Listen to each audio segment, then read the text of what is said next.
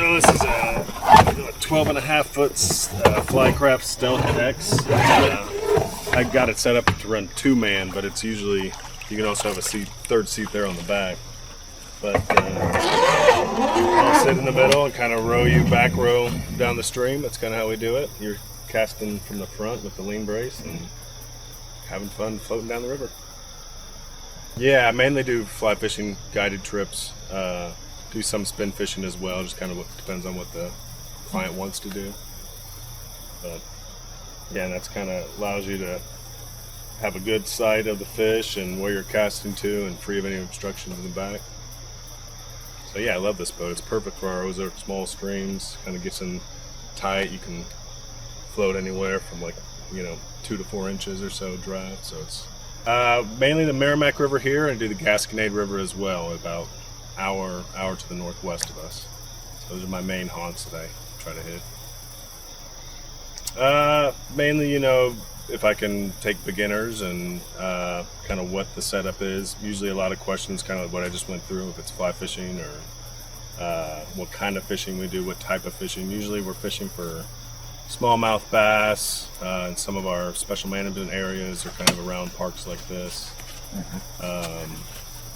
Typically days start at 8 o'clock in the morning and last till 5 or 6 in the afternoon, depending on how many stops and how the fishing is and how the day's going. We'll stop for lunch in the gravel bar, either a sandwich or a cooked meal, so that's kind of part of the trip as well. But I have all the tackle and gear included to have an enjoyable day on the water, tossing streamers or fly patterns that I tie myself for smallmouth bass. So we're using 7 weights basically. So this is a 7 weight with an intermediate line. Today it's kind of overcast, so we're using kind of a black, darker color streamer. This is call this the Max's Murdich. It's my version of the Murdich Minnow. Throwing an intermediate line, kind of trying to get us to the close to the bank as you can, letting it sink a little bit, and then stripping and hoping angry smallmouth pops out from under a rock and tries to tear your arm off. So yeah, we have really, I'm going to scoot over here and put this rod up as I talk about it. So we have really kind of small current streams. So these streams are maybe 20, 30 foot wide, if you can see. So there's not a whole lot of current, and that current stream's going to be pretty narrow. So tossing it to the bank, getting it in that shallow slack water, and then it'll hit the stream, that current stream, and then kind of be pulled around, and hopefully you're getting it an attack in that shallow slack water where the trout or the smallmouths hold now. So you can go to my website, comoflyco.com, Instagram, and Facebook as well. So all the social medias.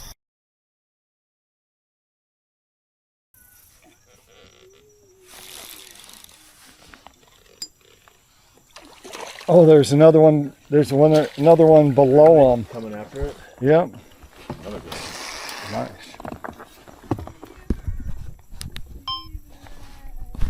The bomb. Anchors. Anchors are nice. There you go. There's one behind them.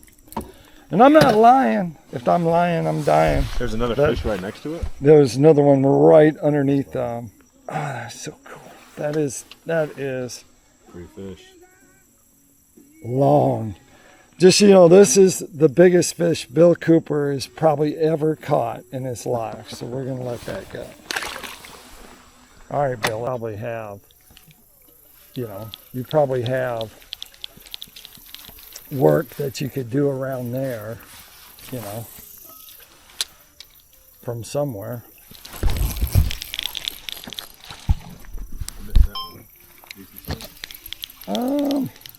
No, but I think I finally got a smallmouth. Oh, there's a smallmouth following them, bigger. I might be able to get him and get this one in. Is he still there? Yeah, here he comes. You ready? Right there. Not a bad one. Nice.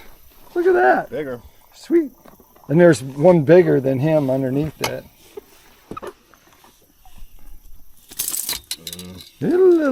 Little Pico pop, sneaking in the Pico pop.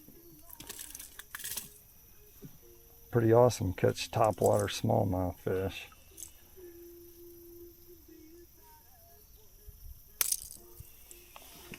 Look at that. A little bit bigger. He's fat, chunky. Catch his brother. His mama. You take a picture and then I will, I'll just have you send it to me. Yeah. Put one upside down.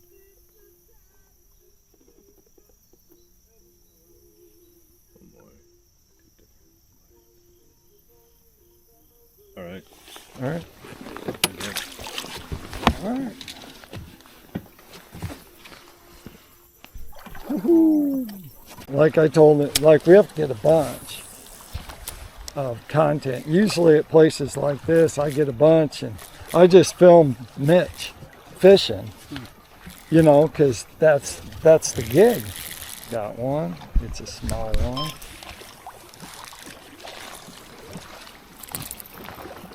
Wow. Hello, little smallie.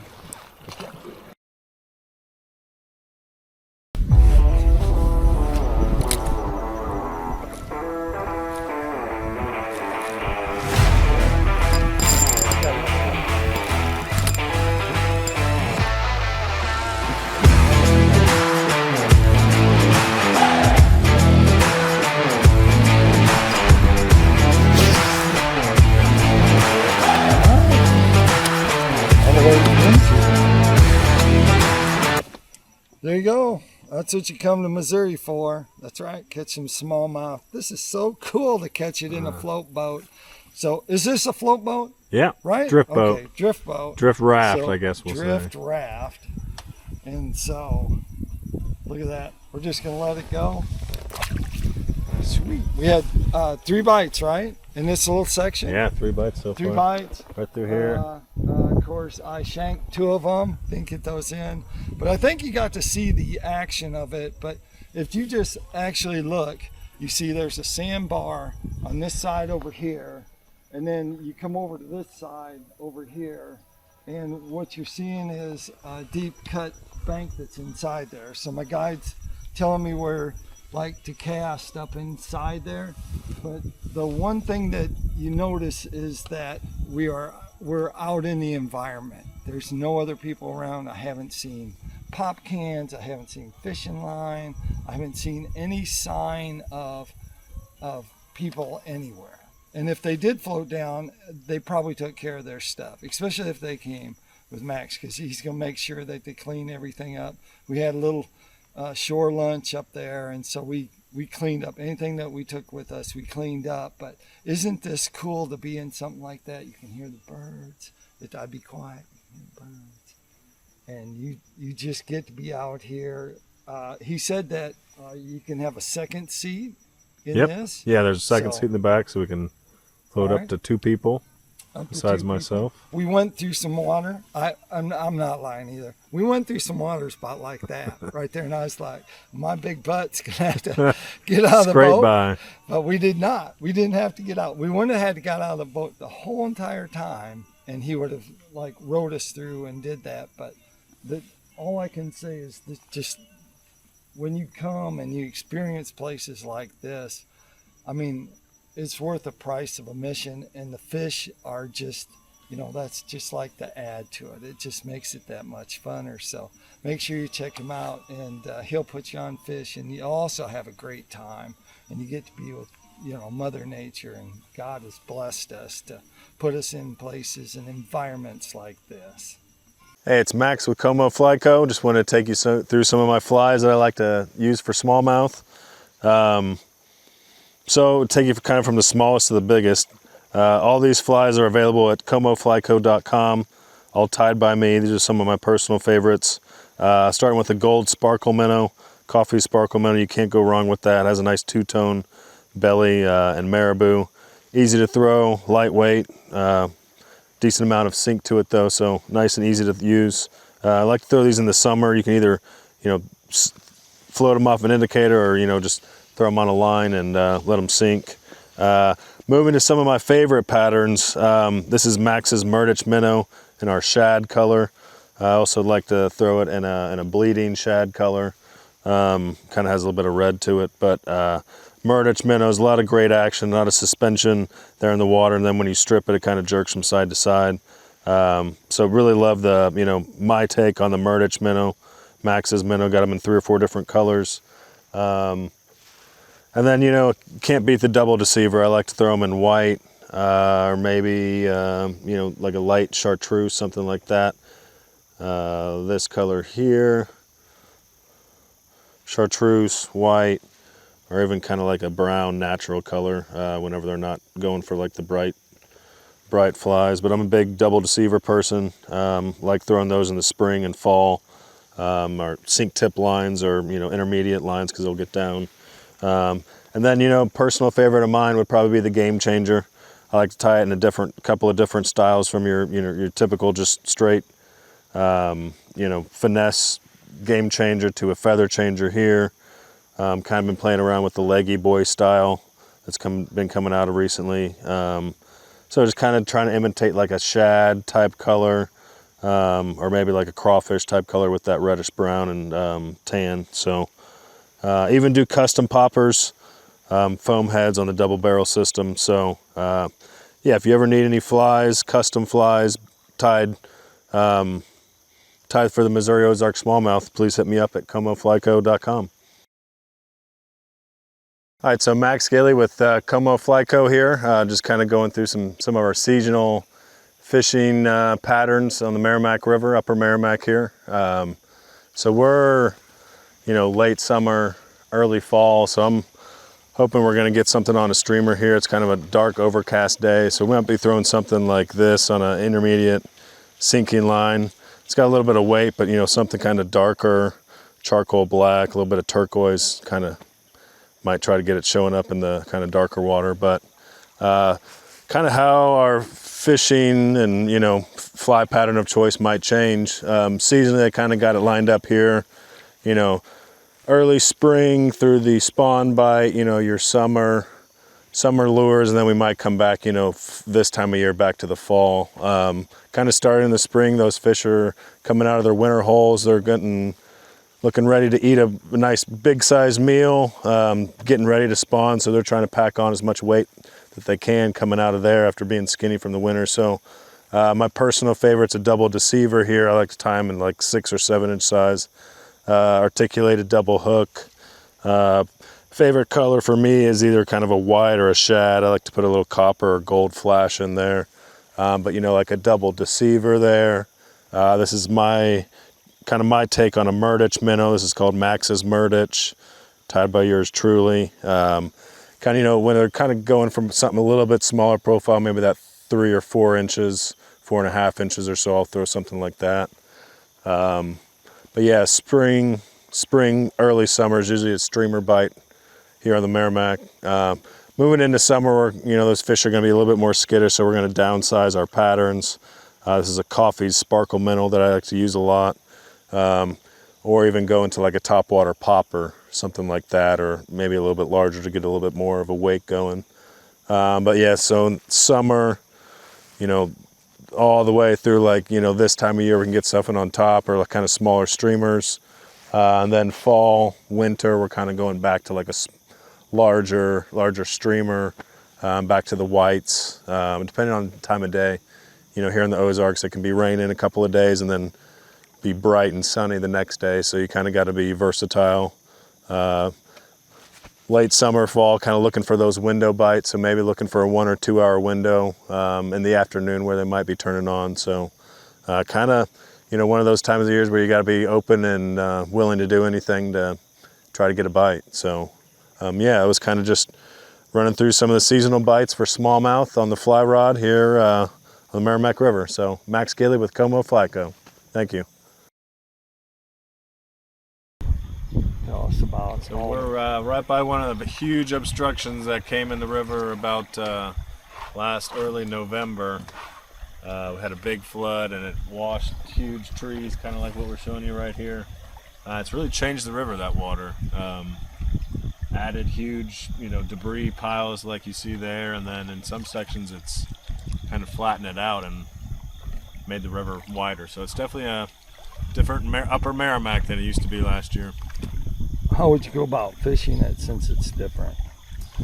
Really finding the runs kind of that are before and after obstructions like that. We're not really in one here because it's pretty shallow, but if you can find one of those obstructions that has some deep water that's moving, it can be really good trout and smallmouth habitat. So it's definitely something to target if it was in kind of, a little bit deeper of area. It's pretty shallow right through there, so we didn't really stop and target it too much, but can add good habitat and change the river in some ways good, some ways bad. So it's always fun coming out after one of those big floods and seeing what the river looks like.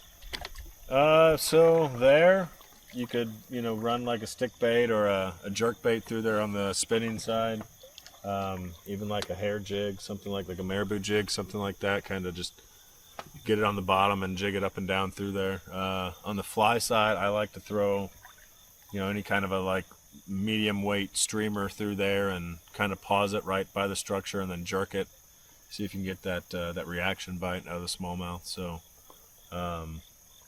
anyways, you can get a kind of a moving minnow type pattern through there. Usually can be good.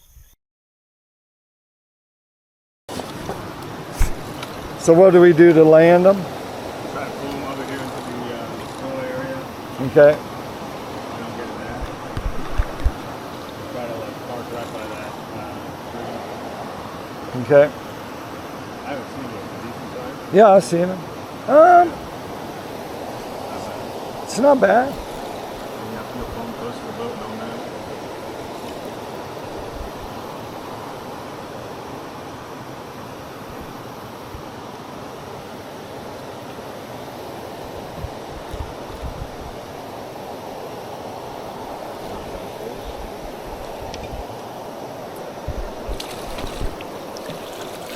Smallie.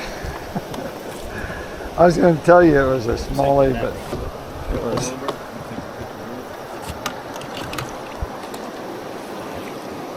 was pulling hard. I thought it was either a decent sized trout or small one. There we go.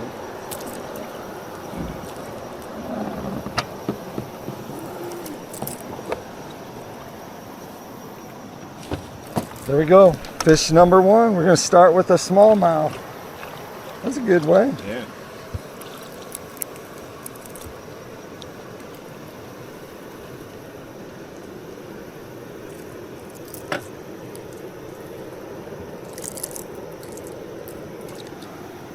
There's my guy. There we go. That's how we're going to start all day. It's pretty cool. Start. Look at that water. It's crazy clear.